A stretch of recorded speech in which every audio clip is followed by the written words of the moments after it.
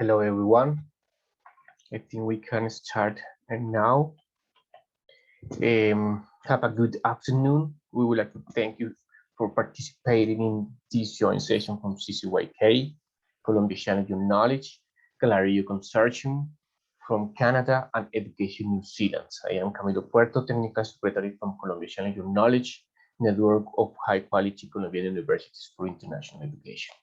It's a pleasure having you here to build together a learning and knowledge session where we would like to explore, think, and reflect about melodies, challenges, barriers, limits, experiences, good practices, resources, and strategies of internationalization of higher education in last years.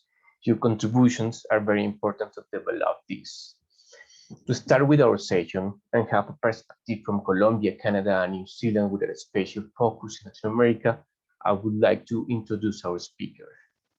Javier Avicedo is the Director of Engagement Latin America for Education New Zealand, Manapau Quiteao, based in Santiago, Chile. She has worked for Education New Zealand for 9 years, where she has lived in Colombia, being the first representative of New Zealand government establishing presence, leading strategic relationships in the international education sector, developing and managing government relations, academic engagement, and business development between both countries. Giovanni Anzola Pardo is PhD in Development Studies, Master in Education, Specialist in University Teaching, and Bachelor of Education, Spanish and English, with studies in Project Management, Financial Resource Management, and University Leadership at the University of Oldenburg, Germany, Fellow of the UniLead program at DAT, Fellow of the U Department of State and Education USA. He currently works as Director of Internationalization and External Affairs at Universidad Externado de Colombia. He has served as Executive Secretary of the International Association of La Salle Universities, ESOL Examiner of Cambridge University, and as Secretary General of the Colombia region of the Inter-American Organization for Higher Education. He is former Executive Director of CCYK and President of the French Studies Corporation in Colombia. Dr. Andrew P. is Vice President Research and Innovation at IHE University and Chair of the Galerio Consortium. Dr. Dean was born in Kuala Lumpur, Malaysia, and moved to Canada in the early 60s. He earned an honors degree from McGill University, a master's in mathematics from University of Waterloo, and his PhD from Queen's University. His area of research is in infinite dimensional representations of finite dimensional algebras. Dr. Dean came to Lakehead University in 2008 as Dean of Science and Environmental Studies and was appointed Vice President of Research and Innovation in 2015.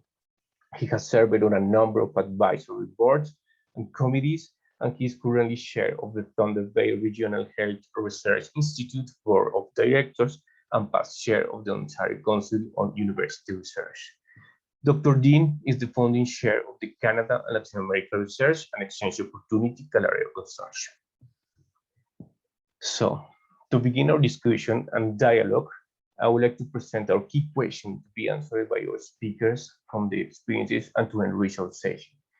How we can imagine or reimagine the higher education networking in a recovery world. So if you agree, we can start with Javiera, later Giovanni, and after Dr. Dean.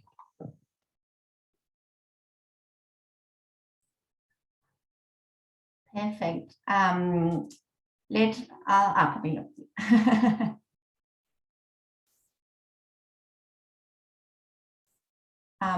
Thank you.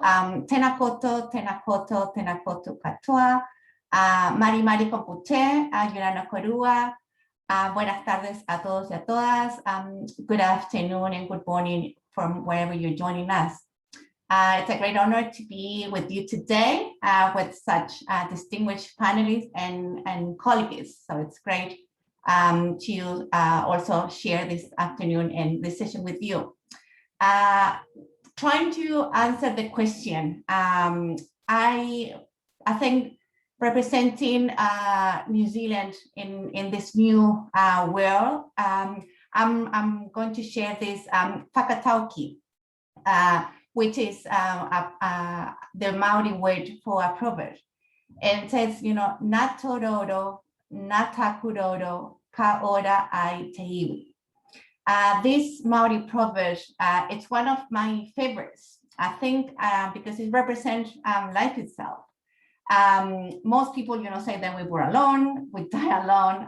However, for me, the life journey is not lonely at all. I don't want to get too philosophical here today, but going into our work context and what we do, I think this proverb, especially in a post-pandemic world, on a recovery course, or in the world today, I think these words mean a lot more, especially when we're thinking in how we're going to engage again in, or how we're going to keep working in higher education again. As you know, Maori are the Tangata Whenua, or people of the land, the indigenous people of Aotearoa, New Zealand. And Te Reo Maori is one of the official languages. The Maori history, language, traditions, and approach to the environment and to the world are central to New Zealand's identity and how it shapes its relationships with the environment now and in the future. As you know, I represent a small country, a country with only 5 million people, or the team of 5 million, as our Prime Minister calls. In a way, it's easy for Aotearoa, New Zealand to disappear in the international education space, especially right now with borders closed, and sometimes more even in Latin America. But however, that hasn't been an excuse for us. And for the team in Latin America, we decided that it was the perfect opportunity to create a space for conversation, for reflection, where people could just listen different perspectives and make their own. Korerorero means conversation in Te Reo Maori. And we developed or we created 5 korerorero with experts from New Zealand and Latin America. The themes were super diverse. We talk about the future of education, agri-tech, creative industry, the future of tourism, and international indigenous education as well. Putting people together, academics together from New Zealand and Latin America to share their views was incredibly insightful. I think in the last 18 or 19 months, I don't know anymore, I think people have thriven, as the Maori proverb says. We had no choice, really. We all realized that was the only way to get through, to work collaboratively. The Latin America Masterclasses, for example, was another opportunity to showcase our very talented academics. Don't get me wrong, I'm not saying that our professors are the best, but we do have very good rankings. But the dream of creating an open class and bring New Zealand academics to Latin America was a dream come true for me personally. I remember that we achieved more than 10,000 registrations, and each of the 16 classes was attended by 400 people approximately. So it was a good experience as well on how we could connect people together. Another great opportunity was to be able to deploy and to offer the Global Competence Certificate. This is an online course created by AFS, American Field Services. The course deepens learners' awareness of their own cultural identity and helps them to explore ways to navigate in different cultures. At first, we offered this course to the English Language Network of the Pacific Alliance, where we were able to train 36 teachers of English across the 4 countries. Currently, we're hosting a course with Chilean and New Zealand undergraduate students. And in the next weeks, we'll start 2 more cohorts, one with Brazil and one with Colombia. The testimony from the participants is amazing. The connections made are really, really lifelong. More than the course content, the main benefits, it's what each student brings to the virtual classroom, which is unique. The Winds of Change program is an education program also offered by the Latin America Center of Asia Pacific Excellence, or CAPE, led by academics at the University of Otago. The program brings together New Zealand and Chilean postgraduate students to investigate common climate change issues and how sustainable development strategies can be created for the future. These are just few examples of the work that we've been doing, and again, how we can reimagine international education. So to try to answer the question, how you can imagine or reimagine the higher education in this new world of recovery process, I do imagine a higher education that is good for the people, that brings out the best of each learner, academic staff, and all of us that are working in this amazing and fascinating sector. But also that change current mindsets of the usually fierce competition that we always face and turns into collaboration, a real and true global community of shared knowledge for a better world. I do expect to see much more collaboration than we're seeing today. I like the word local as one of the main drivers. So using global, of course, competence, but also including local. A complete integration of our communities, especially the ones that are more vulnerable, like women or indigenous communities as well. The students in our institutions and in countries are changing the world right now. They're not the next generation of problem solvers. They are solving global problems right now. I think this also means a new type of qualifications, credentials, micro-credentials that are going to be developed. Distant learning, hybrid learning, mobility, definitely are here to stay. And I'm pleased to see these changes and really exciting and be living and really excited on what really comes next. So that's why I think I chose this proverb of Akataki, because with your food basket and my food basket, people will thrive. Thank you, kia ora. Thank you, Javiera. Very, very important. That's the thing that Education New Zealand is done in these pandemic times for CCYK and for Colombia universities are be very important too, because this is the opportunity to strengthening international relations with the Education New Zealand and with the University of New Zealand that are very strength in research issues. And for Colombia, it's not a partner, a traditional partner as other countries, but I think that this is a great opportunity for Latin America.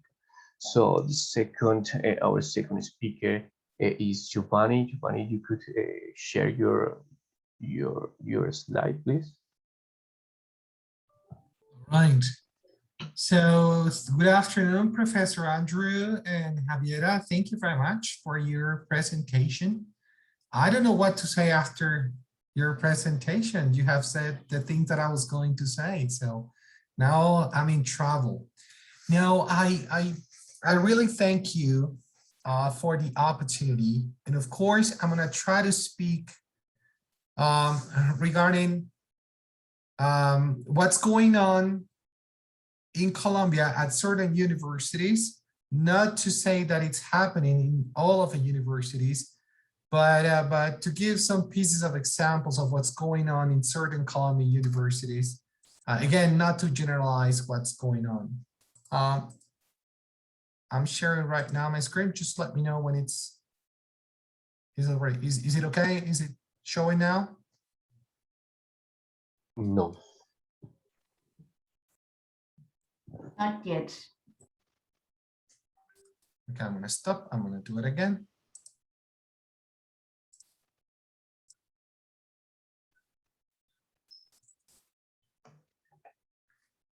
You let me know. Is it okay? Is it working now? Okay. All yes. Right. Okay. So I'm trying to bring some ideas and some documents that I've been reading and that are very connected to what's going on in the country.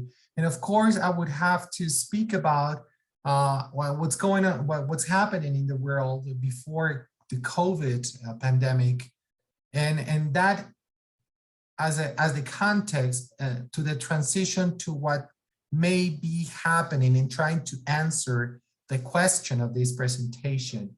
So of course, some of the ideas that were happening before the COVID.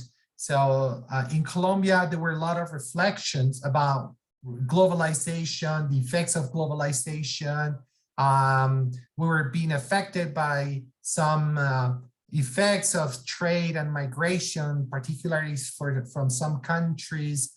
our neighbors like Venezuela, and that to say that from a social point of view, we're also going through certain difficulties regarding social cohesion, cultural cohesion, economic issues, and some of the things that were happening in the world that, of course, had to do with what's happening right now, the burst of the dot-com bubble, like when the different platforms and the use of internet triggered certain, it had some effects in certain issues in daily life activities of us as human beings. There were financial crises around the world. Colombia in particular also had this situation, not to assume a political position, but of course it was very, very traumatic, let's say, or there were a lot of expectations when Donald Trump came to the power, and also the Brexit. Of course, there was a topic that was also taken into account, which is the concept of transnational education.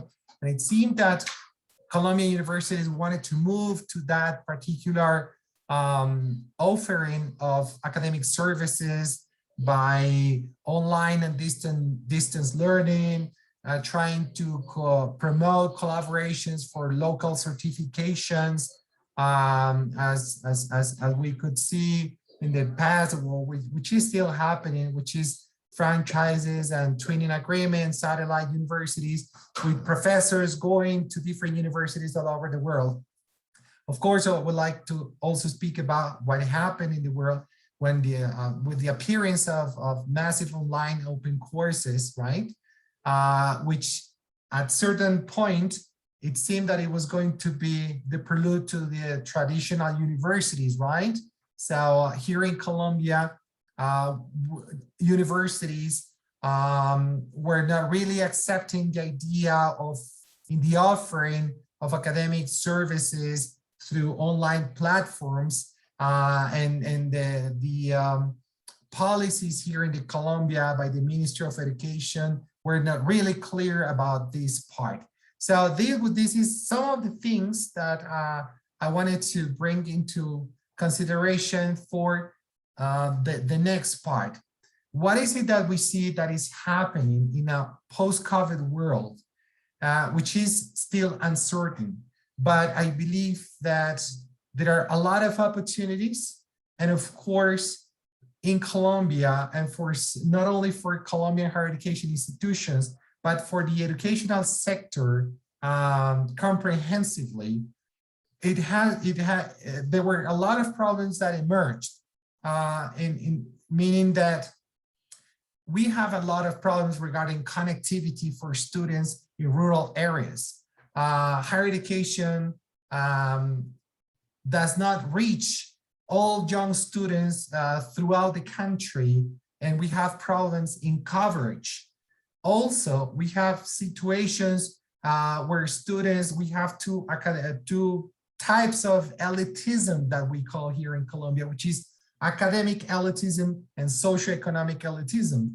In academic elitism is that only those kids that are very well prepared are achieving the higher education level.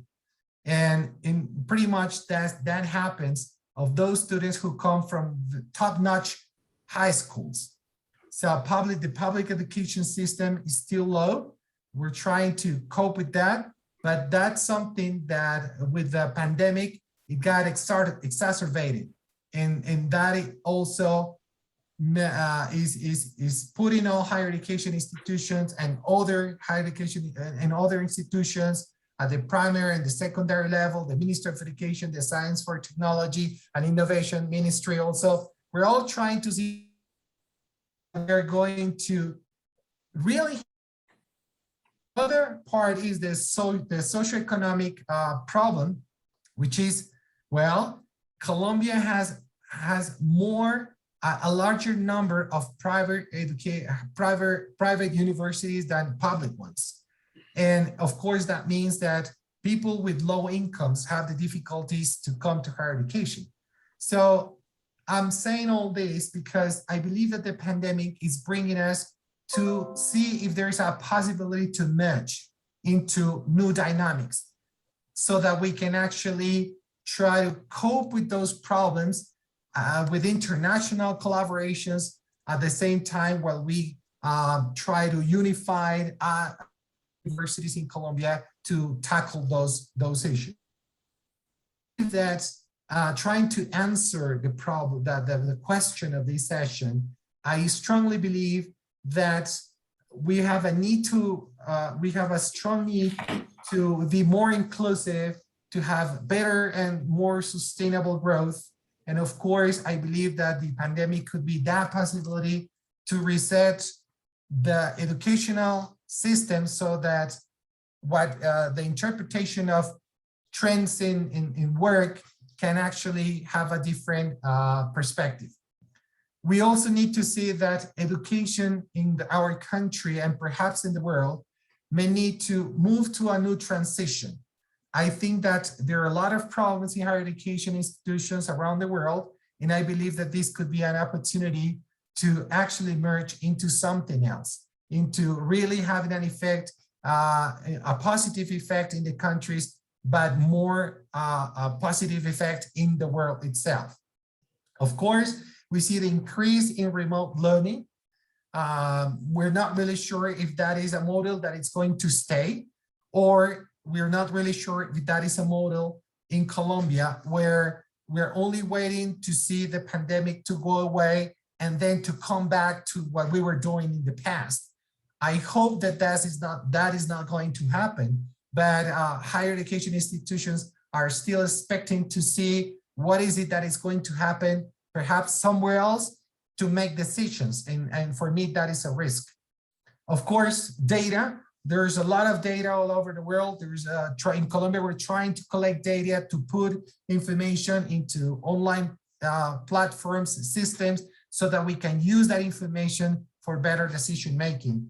Of course, we now see that separation in what we are doing regarding training new professionals, perhaps trying to separate critical skills, roles, competencies. We're bringing models in Europe and in the United States. I see that they're speaking about learning outcomes. In Colombia, we're trying to see if that model is actually what we should do in higher education institutions.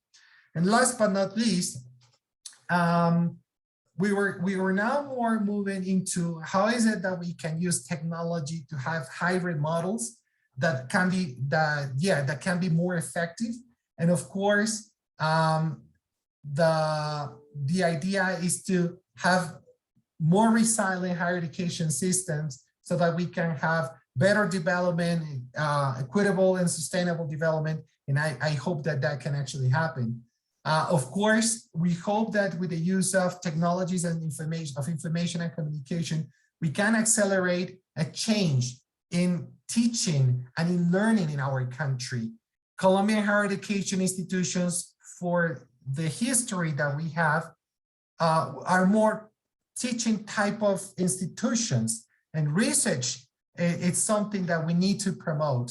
And that to say that I hope that research can really be at the service of policy making for Colombian legislators and perhaps for the world. The pandemic has given us that opportunity to actually collaborate and see how is it that we can inform for policy making through scientific diplomacy. I believe that that should be something that we could promote in our country. Some universities are moving towards that trend, and I do hope that this could be the possibility for our country and for the world in a post-pandemic world. So I think that's my time, and I really appreciate your presence here today. Thank you, Camilo. And thank you, Giovanni. It was a really nice landscape that you can share to us, because I think that this transitional education is an opportunity to give a solution of Colombian problems in regarding education and international education. So thank you for for your comments and your thoughts. So, Dr. Jean, I'm going to share your slides here. Please go ahead. Great. You can hear me? Okay. Thanks, Camilo. So first of all, I come to you from Thunder Bay, Ontario, which is traditional lands of the Ojibwe and the Ojibwe Cree people on the signatures of the Fort William First Nation. I'm very proud to be part of that land, so proud to be here presenting you today. I'd like to really thank the organizers of this conference, this workshop, and of this session, and to acknowledge my other two speakers on this really, I think, very interesting panel that's been put together to really talk about reflections of where we've been over the past 2 years, and then also to think a little bit about the future of international research, international education, and so also I think of just higher education in general. Probably the hardest thing about this talk was when Camilo said, make one slide. As an academic, anything less than 30 is difficult. So I think it was actually very good that you forced me to make one slide, or forced us to make one slide, and to do a little bit more talking and a little bit less reading. But I have focused in this slide on really 5 things, and I think it's important to think a little bit about the present and a little bit about the past, to talk a little bit about the future.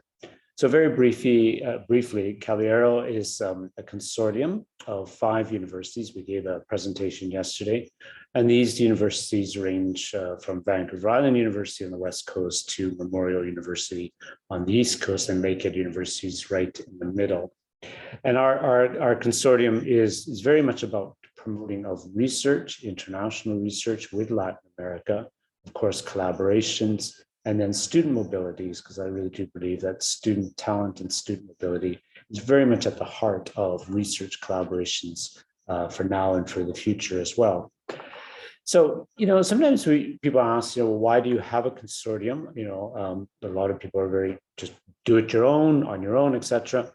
But I think there are many benefits of a consortium, and I think these benefits have really come through very much over the past 2 years. I often refer to as the consortium as a bit of a shopping mall. We all like our boutique stores, but in Canada especially, going to a shopping mall, especially in the dead of winter, has its purpose. And you're able to obtain many stores at the same time offering different things. You have to park once, and it's warm inside this mall, and you can walk from one shop to another. And I do think a consortium is a little bit like that. You're able to have the access to a number of universities in one-stop shopping. It's also very easy for governments and for funding agencies to talk to a consortium. They know they're talking to a group of universities or institutes at the same time. And funding agencies also find it easy because they can lessen their work, and I think also help to maximize the administration with the consortium. There's less duplication. Often you don't need to do things 5 or 6 times, but can just do it once. But for us, I think one of the things that's really important is diversity through unity. So each of our universities is different. We often share very much being regional universities, but we range from universities of Carleton, which over 25,000 students, to Lakehead, and which is quite small, just less than 10,000 students. But by being unified and in a collaborative and collegial manner, in a non-competitive manner, I think over the 3 to 4 years that we've existed, we've achieved some really wonderful activities. What were some of the activities that happened this year in particular, or the last 2 years, 18 months? Well, I don't think we've any been less busy. We've done numerous consortium to consortium events and virtual B2B events, business to business events. When I think back to the last 18 months, and I was asking Jill, our secretariat for Carriero, what are the different things we've done? It seems like it was something all the time. And whether that was FABAO with Brazil, or CCYK in Colombia, or state of Querétaro in Mexico, each of these events were able to be happening because we had the powers of Zoom, shall we say. We're also really able to bring in a lot of virtual expertise. So the world became smaller. It wasn't unusual to have an expert opinion from, Russia or Australia or New Zealand come and speak virtually to us. I think it also saved a lot of time. One thing is about Latin America and Canada is pretty much the same time zone, which is wonderful. It saved a lot of money. And I think what really important is also saved a lot on the carbon footprint. We weren't traveling all over the place. And this is something I think is going to go forward in the future. But I also think of some of the challenges of what has happened over this period of time. I do believe that our attention to Zoom meetings and virtual meetings is diverted. I don't think we pay the honest attention to what's happening with our guests, our hosts, and our research collaborators in the same manner as we do as when we're actually with people face to face. I also think that virtual cannot replace being in a lot of things. Being, seeing, feeling a lab, knowing whether a location or a place could feel comfortable to your students or comfortable to your researchers and what they can offer is really, really important. And I do believe also that relationships can fade in a virtual world. But when I think about the future, I think we can learn a lot from what we've had in this last 18 months. And I do think virtual activity is going to remain, because if we look at some of the positives, the development of consortium to consortium activities, the development of virtual expertise, the reduction in our carbon footprint, all of these things I think are very, very important going for the future. And a lot of people have felt very happy with the virtual activities. So I don't think we will replace our ability to get together and to experience the being, as they say. The virtual activity, I think, will be here, and we will find our place, as a higher education sector, as to what it works best and what works most efficiently, and really what is lasting as well. I think partnerships can be strengthened. It's very easy to reconnect and to connect before meetings and before events to make sure that we have things in place, but we can also follow up in a virtual world. But I do think there's a strong pent-up demand for international training and for research activities. And I do believe that as we come out of the pandemic, hopefully, we are going to be seeing a lot of this actually come back to the way it was before, and perhaps even be heightened and amplified by the opportunities that come from virtual activity. But I also hope that there's a stronger global awareness. And I do think that this will happen as a result of what has happened in this pandemic. One of the areas that was mentioned by a colleague from New Zealand is Indigenous communities. There's a very strong focus in Canada on respecting and understanding Indigenous knowledge when it comes to research. And I do believe that this will be something that we will be seeing more and more activity, is recognition of the Indigenous peoples of this world, whether they're in South America, New Zealand, or practically anywhere place in the world, and to understand that there's a lot of knowledge and sharing of research in a mutual respectful way with our Indigenous communities. And I do think this will be on a global level as well as we move forward. I think also that another thing that we will hopefully have happen out of this is a lot of respect with research equity. Research has sometimes been very much privileged of the wealthy, the highly educated, and as my colleague from Colombia said, sometimes the wealthy and the ones who've always had it. But I do believe that research itself is only increased and enhanced by having a fully engaged community virtually, internationally, but also locally. And that is through more attention to EDI practices and also a true and authentic recognition of equity. And that a lot of that equity needs to happen at the world level. I think also what has happened in this pandemic and going forward is a true, again, recognition that we are a global world, a global awareness. We often hear the phrase in Canada over and over again, we're all in this together. And I do believe that that's very much been raised as a global. But on the other hand, I think we've also seen once again the economic privilege that comes with wealthy nations and looking out for oneself. One of the other things which I think has really been interesting and come out of this, and I see even more activities happening for, is understanding about some of what we often call the global world challenges and how we need to take approaches to this as a global and through internationalization. So whether they happen to be on global change, climate change, food security, or global health, we're raising these questions and understanding that we cannot answer these questions by simply sitting in our own countries and in our own labs. We need to bring in the research strengths, activities, and the people across the world to really handle these as well. So I think there's some really positives that are going to come out of this road. I think research and innovation will be a catalyst for much of the economic prosperity that can come back from this global pandemic. But I also think that there's a wonderful opportunity that's being presented to us by global and international relationships happening, especially when we talk about international and global world challenges. Thanks, Bill. Thank you, Dr. Dean. It was really important. And it was very attractive, the focus that you shared to us from the Clario experience. I think we have a good things and several things in common with the experience of education in New Zealand and Colombia that Javiera and Javiera and Giovanni shared to us.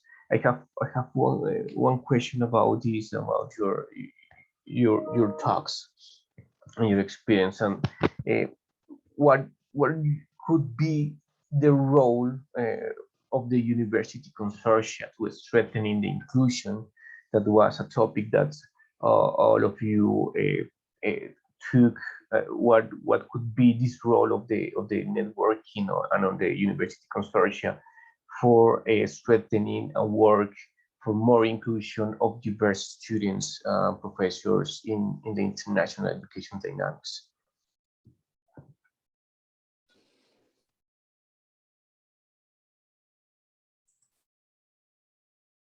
Camila, maybe.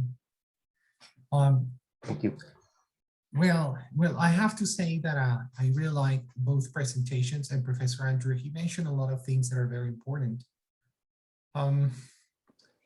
I believe that we have two possibilities as higher education institutions, either to work on our agenda, like to work on our own, like following our institutional agenda and trying to see how is it that we can collaborate more internationally, engage with other universities in different parts of the world.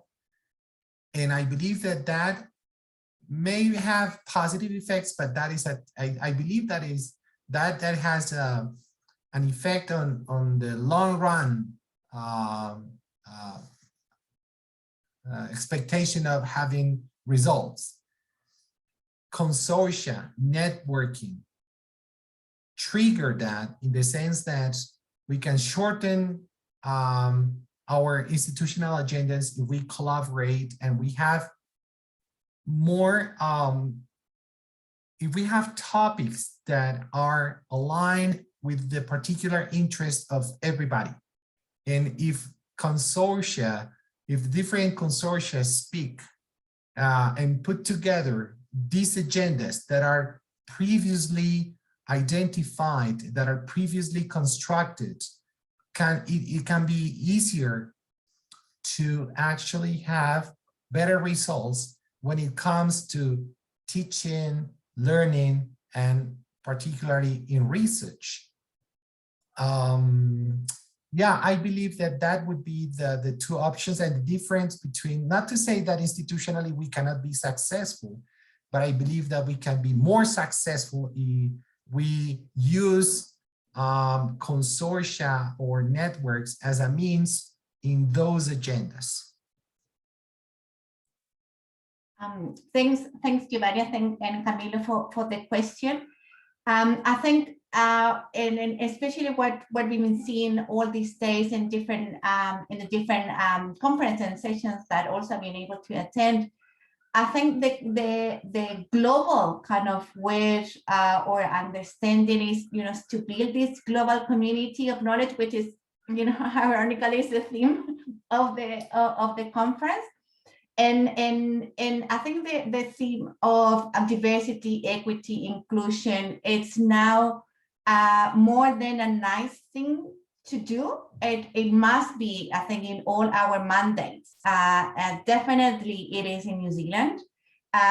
Definitely it is in the conversations, and the consortiums, of course, help to put these things in I would say in a higher level atmosphere, but this is every time much more kind of coming down. And for example, one of the current conversations that it's been having in New Zealand in terms of education is the transformation of vocational and education. And we do have a new institution called Te Pukenga, which is merging the 16 kind of individual polytechnics.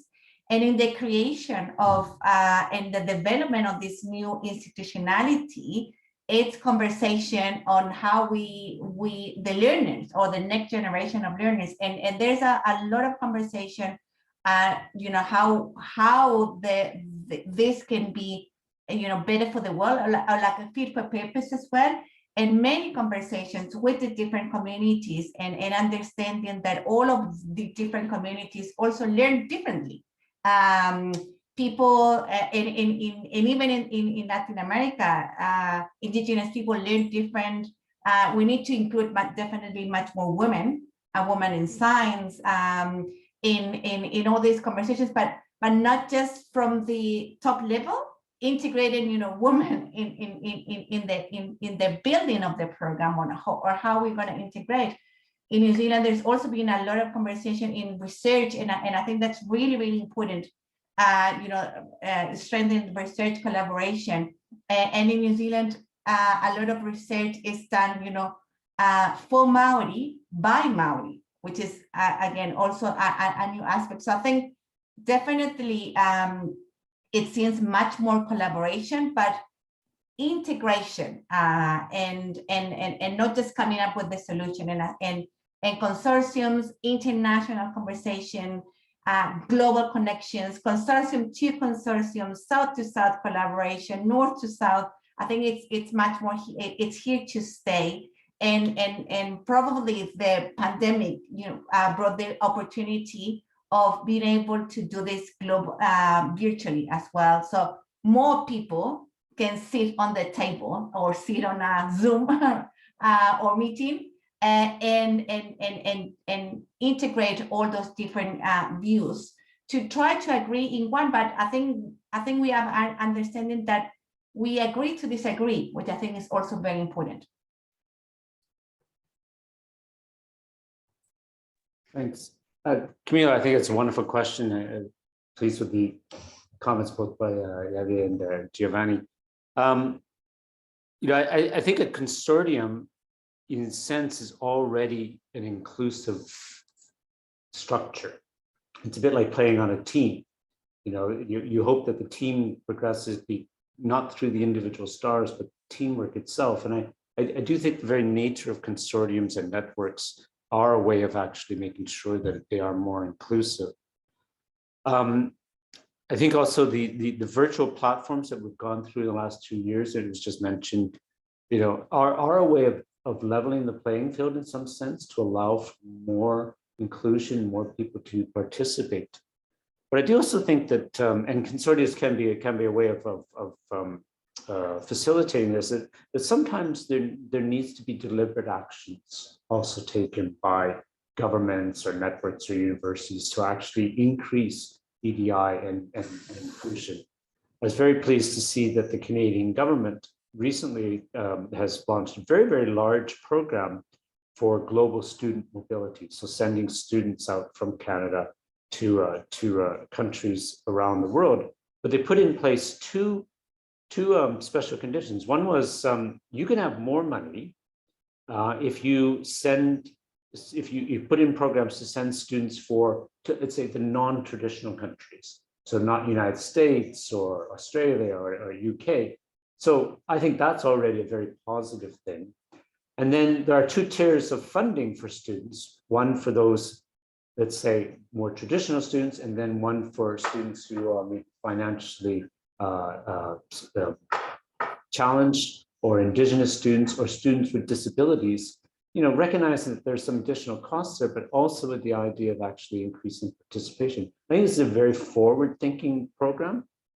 Universities and consortiums sometimes will do what they need to do to obtain the funding, but I think this is an example of how a deliberative action can actually increase equity, diversity, and inclusion through a particular program. Thank you, Dr. Dean. Thank you, Giovanni. Thank you, Javier. I think that we have a good answers from your experience. So we would like to open our dialogue to our attendees. If you want to turn on your camera, microphones, answer our question, maybe do a question to our panelists, or if you would like to share some thoughts or experiences. So feel free to do it. Maybe you can raise your hands. Maybe you can send us your questions by chat. We have some Education New Zealand universities. We have Caloreo and CCYK universities here. Also partners of Colombian universities.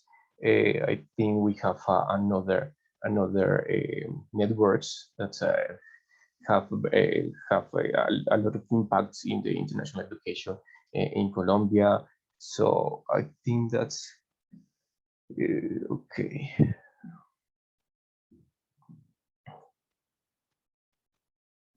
Okay.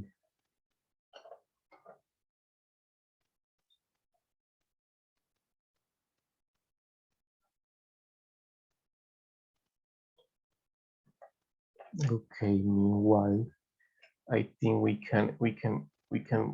I can show you something that's let me see if I can share this. Maybe in the meantime, Camille, Yes. to say something? Yes. Well, I was thinking, I see that in the different countries, there is this emergence of more networks with particular names, and like it seems that we're all trying to identify ourselves with particular that may help institutions to achieve institutional goals, right?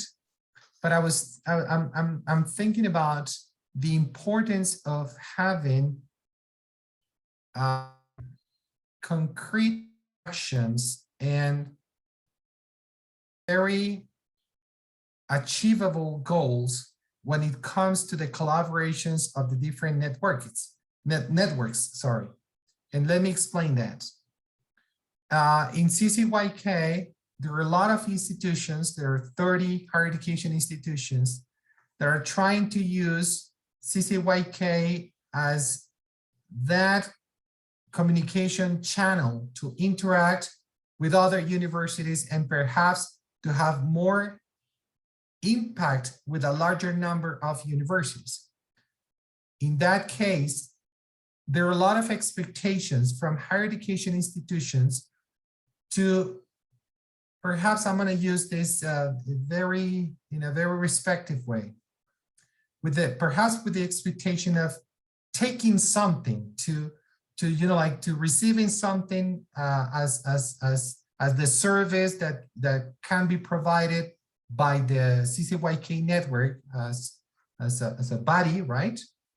But I believe that institutions really need to actually contribute to the agenda of these networks, not only with the expectation, but also with the expectations to give.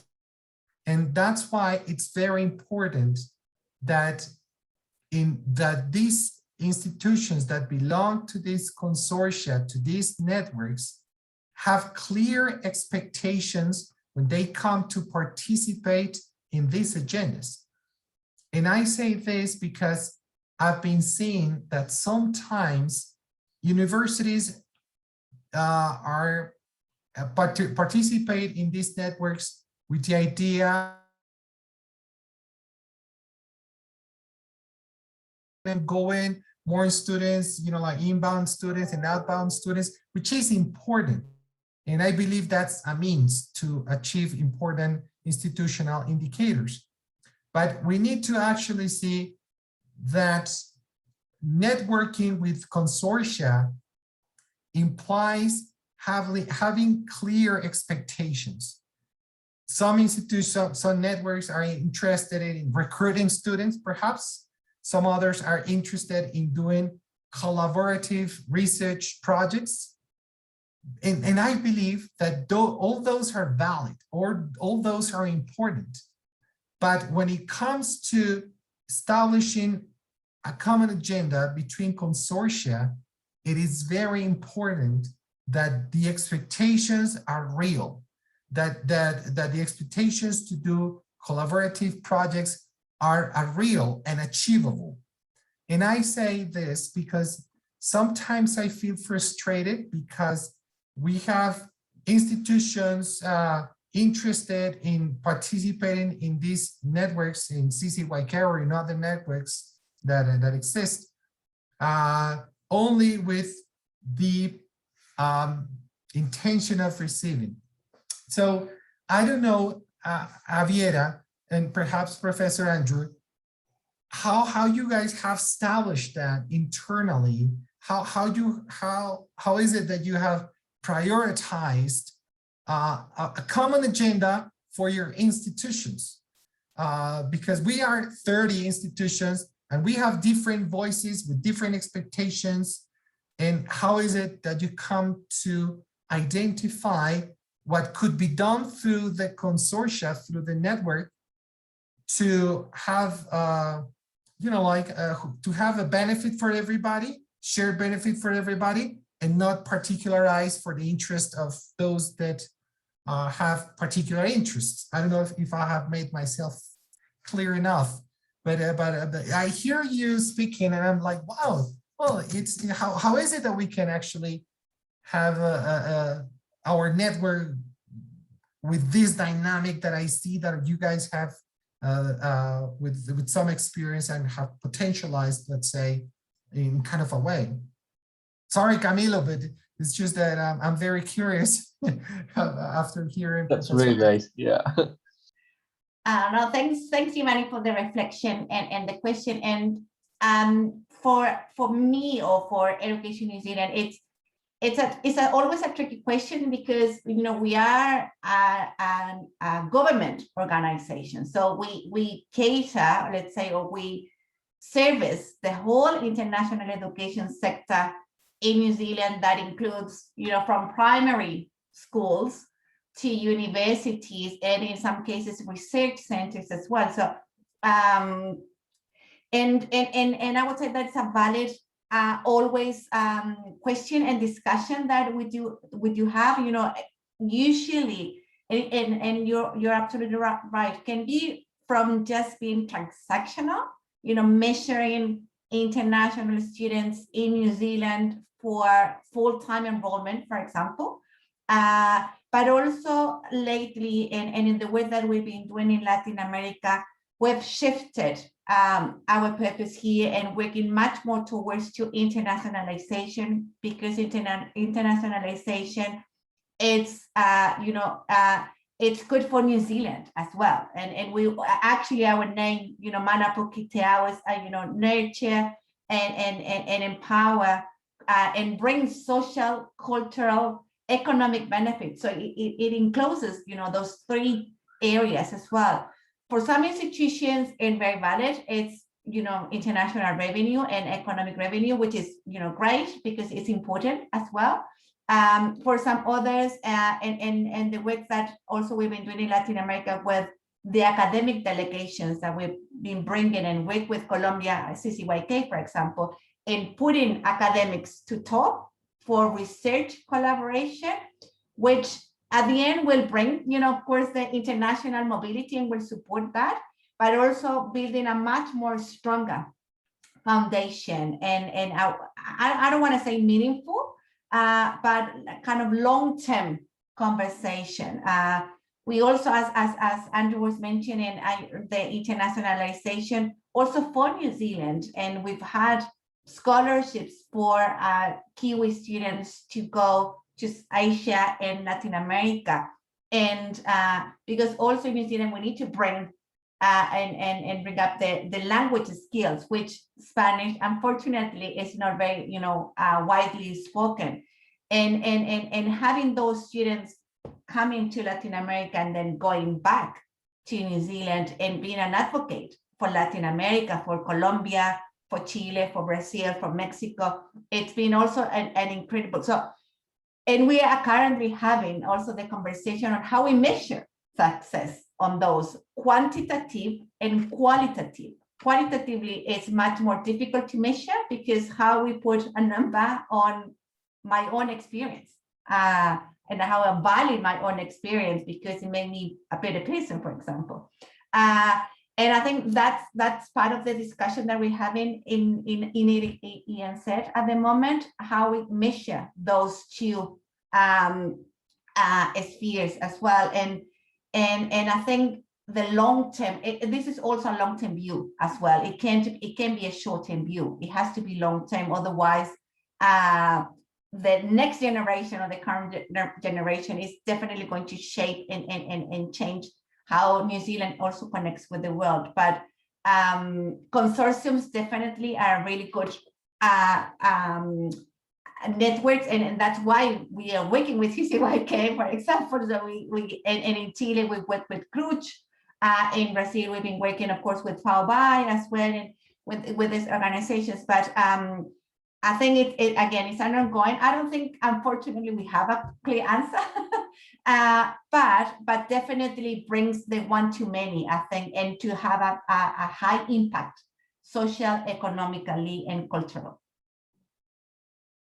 Maybe just a couple very quick comments. I mean, I think having 30 universities, at least 30 universities in CCYK must be a major challenge, just to make sure that everybody feels they're getting a voice and not one is, more important than the other. I mean, in Calera is only 5 members, and I think we'd like to have more. But to be honest, I think it works for 2 reasons. One, it's very mission focused. So we know exactly what it is we want to do as a group. We don't want to solve the world. We want to work with Latin America on international projects, mainly on research projects. But I do think there's like with any kind of relationship, it really does boil down to relationships. Is there time and effort being put into making sure that people get together, they talk, their opinions are valued, that everyone feels that they're part of a network that's working together to the same common good. I think one of the real challenges, of course, is each university has its own ways of doing things, its own legal teams, its own processes of how to sign things. This actually is something I think always takes a little bit of time for us. So we might have a legal agreement, like we say with CCYK, and it's never as smooth as we might want to have it, because we always have to be aware that each university does have its own autonomous rules and regulations. But I do think it comes down to fostering honest relationships. Thank you, Dr. Jean. I think that to be respectful with the time of the conference, we can close. Thank you very much to Javiera, to Giovanni, to Dr. Jean for your experiences and your time to share your thoughts and your knowledge in this session. And thank you for the attendees. I think that this is a great opportunity to reflect about networking and international education, and we think that we need to go to work on in to have benefits and to support this institutional agenda that Giovanni said, with a special focus to have more impact in our focus as universities, and with the alliance of important actors as governments in the case of Education New Zealand. So thank you very much, and I think we would have a good afternoon to everyone. Thank you. Thank you, Camilo. Thank you. Thank you very much. Thank you. Thank you very much. Very much.